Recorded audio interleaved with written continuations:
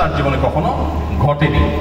তবে যদি কখনো আল্লাহর কোনো বিধান পরিপন্থী কোনো কিছু হতো, আল্লাহর কোনো আইন, আল্লাহর কোনো বিধানের বিরুদ্ধে কেউ কথা বলতো, সেরকম পরিস্থিতিতে নবী করিম সাল্লাল্লাহু আলাইহি ওয়াসাল্লাম প্রচন্ড রেগে যেতেন। কিন্তু তার সে রাগ, তার সেই ক্রোধ, সেটা কখনো তাকে খেই হারিয়ে ফেলার লেভেল পর্যন্ত নিত না। তার মুখ দিয়ে কখনো কটু কথা বের হতো না, তার থেকে কখনো অসৌজন্যমূলক আচরণ প্রকাশ পেত না। তিনি যখন রাগান্বিত হতেন তার চেহারা রক্তিম বর্ণের হয়ে যেত, লাল হয়ে যেত। আঙ্গুর যেরকম চিবালে রক্তিম লাল হয়ে যায়, নবী সাল্লাল্লাহু আলাইহি ওয়াসাল্লাম যখন রাগান্বিত হতেন, বিশেষ করে যখন আল্লাহর কোনো বিধান লঙ্ঘন হতে দেখতেন, তখন তার চেহারা মোবারক লাল হয়ে যেত। প্রিয় নবী সাল্লাল্লাহু আলাইহি ওয়াসাল্লামের লাইফস্টাইলের দিকে তাকালে আমরা দেখতে পাই যে তিনি যখন খাবার গ্রহণ করতেন তিনি কোনো খাদ্যের দোষ ধরতেন না। কোনো খাবার তার সামনে এলে পছন্দ হলে খেতেন, আর পছন্দ না হলে তিনি রেখে দিতেন, কখনো দোষ ধরতেন না। কারণ নবী সাল্লাল্লাহু আলাইহি ওয়াসাল্লাম লা ইয়াইবু তাআমা কাত্তু, নবী সাল্লাল্লাহু আলাইহি ওয়াসাল্লাম কখনো কোনো খাবারের দোষ ধরতেন না। এই হাদিসের মধ্যে কত্ত একটা শব্দ এসেছে সামাইলে তিরমিজিতে। কত্ত মানে হলো কখনো, তার মানে তার জীবনে কখনো খাবারের দোষ ধরার ঘটনা ঘটেনি।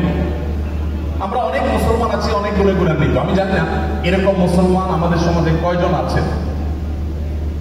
আমরা এখানে যারা আছি তারা কেউ বলতে পারবো কিনা যে আমার এই ক্ষুদ্র জীবনে, ফেলে আসা জীবনে আমি কখনো কোনো খাবারের দোষ ধরি নাই। আমার ভালো লাগছে তো খাইছি, আর না হলে নাই। খাবারের দোষ ধরেন নাই জীবনে কখনো, এরকম মানুষ এখানে আছেন? একজন আছি আমরা, থাকলে হাত তুলতে পারেন। একজন হাত তুলছেন। আপনি খাবারের দোষ কখনো ধরেন নাই? কিভাবে সম্ভব? খাবারের দোষ কখনো ধরেন নাই? লবণ কম হয়েছে, এর চেয়ে ভালো হইতে পারত, এরকম কখনো বলেন নাই? মাশাআল্লাহ, তো আপনি তো মহামানব। বসেন। দেখুন, এক এলাকায় একজন হুজুর ছিলেন। এলাকার প্রায় সব বাসায় হুজুরের দাওয়াত খাওয়া শেষ। কোন মহিলা রান্না করে ওই হুজুরকে খাবার খাইয়ে কখনো শান্তিতে থাকতে পারতো না। প্রত্যেকটা দাওয়াতের পর ওই হুজুর একটা না একটা দোষ বাইর করতেন।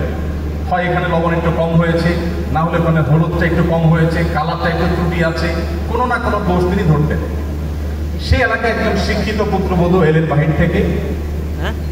আসার পর তিনি এই হুজুর সম্পর্কে যখন ধারণা পেলেন যে একজন হুজুর আছেন, এই হুজুরের কেউ খাইয়ে সন্তুষ্ট করতে পারেন না, উনি একটা না একটা দোষ ধরেন। যদিও হুজুর মানুষ দোষ ধরার কথা না, নবী সাল্লাল্লাহু আলাইহি ওয়াসাল্লাম সুন্নাহর খেলাফ। যাই হোক, এটা কতটা বাস্তবতা তাও যায় না, বাকি গল্প হিসাবে শিক্ষণীয় সেই হিসাবে বলা। তো পরে ওই শিক্ষিত পুত্রবধূ তিনি হুজুরের সমস্ত দোষগুলোর তালিকা করলেন যে উনি কোন কোন দোষ ধরেন সাধারণত।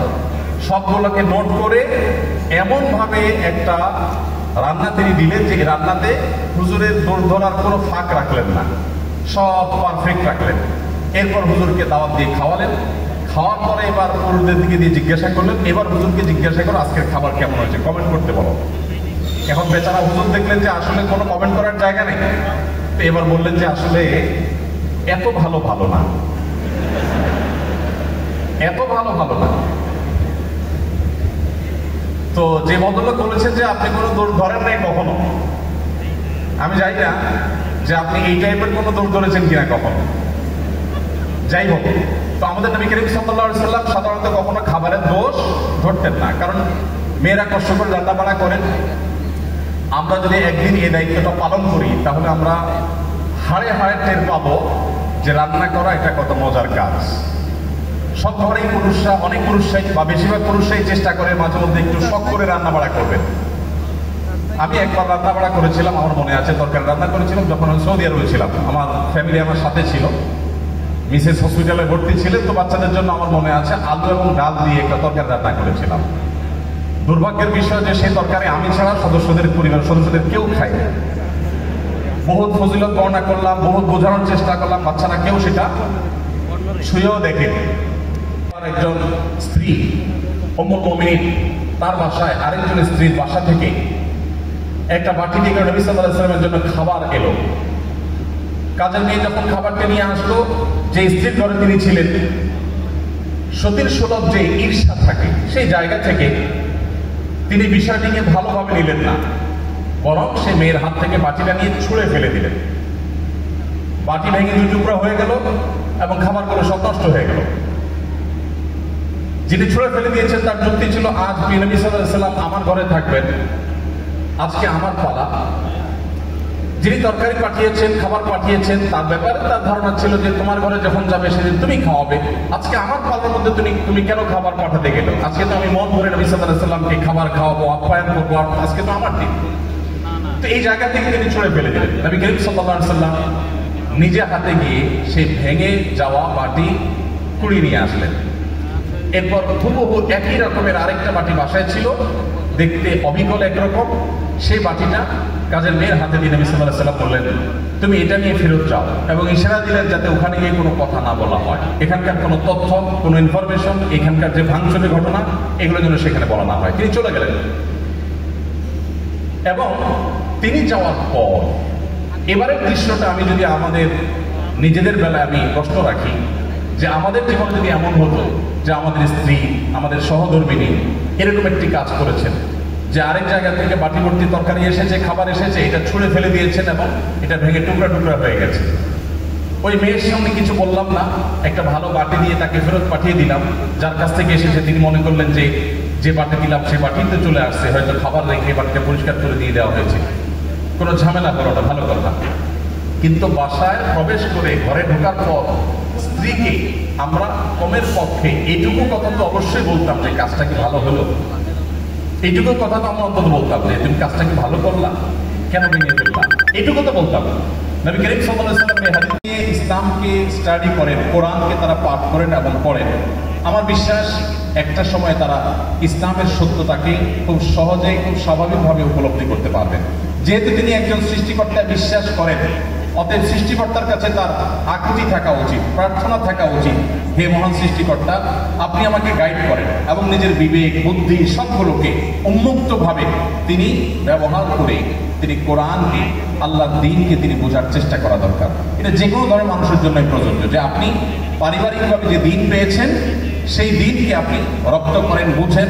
এর পাশাপাশি আরো যে সমস্ত বিষয় আছে সেগুলো ওলামায়ে কেরামের তত্ত্বাবধানে, বিশেষ করে মুসলমান হলে নির্দিষ্ট শর্তে আপনি অন্য ধর্মের গ্রন্থ পড়তে আপনাকে ইসলাম নিষেধ করে না, বিশেষ করে যখন আপনার সেই জায়গাগুলোতে যাওয়ার মতো, বিচরণ করার মতো যথেষ্ট পুঁজি আপনার কাছে থাকবে। অন্য ধর্মাবলম্বী ভাই যারা আছেন তাদেরকে আমরা বলবো যে কোরআন আপনারা নির্মোহভাবে একটু পড়ার চেষ্টা করুন। ফ্রান্সের একজন পলিটিশিয়ান, তিনি একসময় ইসলামের প্রতি অনেক বেশি বিদ্বেষ লালন করতেন। 2009, 10, 11 এই সময়টাতে আমি সোশ্যাল মিডিয়াতে আমার ফেসবুক আইডিতে তার ছবি, নাম দিয়ে অনেক লেখালেখি করেছি তার ইসলাম বিদ্বেষের কারণে, মুসলমানদের প্রতি বিদ্বেষের কারণে। বেশ কিছুদিন পর, বোধহয় গত কিছুদিন আগে, এক ভদ্রলোক আমাকে দেখালেন ইউটিউবে তার একটা ভিডিও। আমি দেখে তো অবাক হলাম যে এই ভদ্রলোক একজন পলিটিশিয়ান ছিলেন, পাওয়ারফুল পলিটিশিয়ান ছিলেন। তিনি কোরআন এবং নবী করিম সাল্লাল্লাহু আলাইহি ওয়াসাল্লামের সিরাত এটাকে অধ্যয়ন করে উনি অধ্যয়ন করেছিলেন মুসলমানদের দৌড় ধরার জন্য, কিন্তু অধ্যয়ন করে তিনি একটা পর্যায়ে ইসলাম গ্রহণ করেছেন। অতএব আমি আমার এই প্রশ্নকর্তা বন্ধুকে বলবো, আপনি দুটি জিনিস, একটি হলো আপনি মুক্ত মন নিয়ে কোরআনে কারীমটা একটু পড়ুন এবং নবী সাল্লাল্লাহু আলাইহি ওয়াসাল্লাম পুরো জীবনটা একবার পড়ুন। আপনি এটা পড়ার পর, মুক্ত মনে পড়ার পর, আপনার বিবেক আপনাকে গাইড করবে যে মুহাম্মদ সাল্লাল্লাহু আলাইহি ওয়াসাল্লামের যে দ্বীন আল্লাহর পক্ষ থেকে তিনি আমাদের সামনে উপস্থাপন করেছেন, এটা আল্লাহর পক্ষ থেকে আনিত ধর্ম এবং একমাত্র সত্য ধর্ম। এবং ইন্নাদ-দীন ইনদাল্লাহিল ইসলাম, এই আয়াতের মর্ম আপনি উপলব্ধি করতে পারেন যদি কোরআনটা আপনি নির্মমভাবে পড়েন এবং নবী সাল্লাল্লাহু আলাইহি ওয়াসাল্লামের সিরাতটা আপনি পাঠ করেন। আল্লাহ তাআলা আমাদের সবাইকে হেদায়েতের পথে পরিচালিত হওয়ার তৌফিক দান করুন।